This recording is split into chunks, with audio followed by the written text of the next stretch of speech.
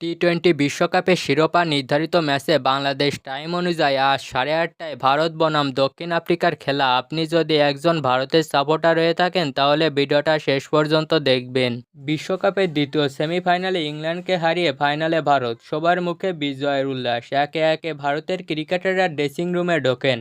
হঠাৎ ড্রেসিং রুমের বাইরে একটি চেয়ারে বসে পড়েন অধিনায়ক রোহিত শর্মা। তার চোখে তখন পানি, বাম হাত তুলে চোখ লুকান। কয়েক সেকেন্ড পরে হাত নামিয়ে তাকিয়ে থাকেন সামনের দিকে।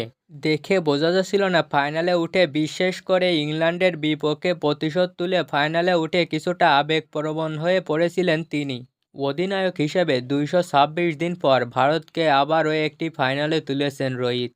সেই সব কথা হয়তো ভাবছিলেন এই ব্যাটার। কিছুক্ষণ পর বিরাট কোহলি ড্রেসিং রুম থেকে বেরিয়ে রোহিতের সামনে দাঁড়ান।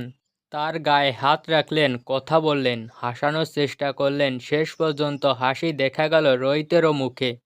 আজ শনিবার ফাইনালে ভারতের সামনে দক্ষিণ আফ্রিকা। সেই ম্যাচে তারা কেমন ক্রিকেট খেলতে চান সে কথা জানিয়ে দিলেন রোহিত। ভারতের অধিনায়ক বলেন, দল হিসেবে আমাদের খুব শান্ত থাকতে হবে, কারণ মাথা ঠান্ডা থাকলেই তবেই সঠিক সিদ্ধান্ত নেওয়া যায়।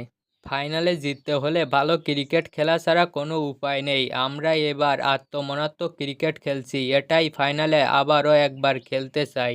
রোহিত এই ম্যাচেও অর্ধশতক রান করেছেন, কিন্তু আবারও ব্যর্থ হয়েছেন বিরাট কোহলি। চলতি প্রতিযোগিতায় এখন পর্যন্ত তার ব্যাটে কোনো রান নেই।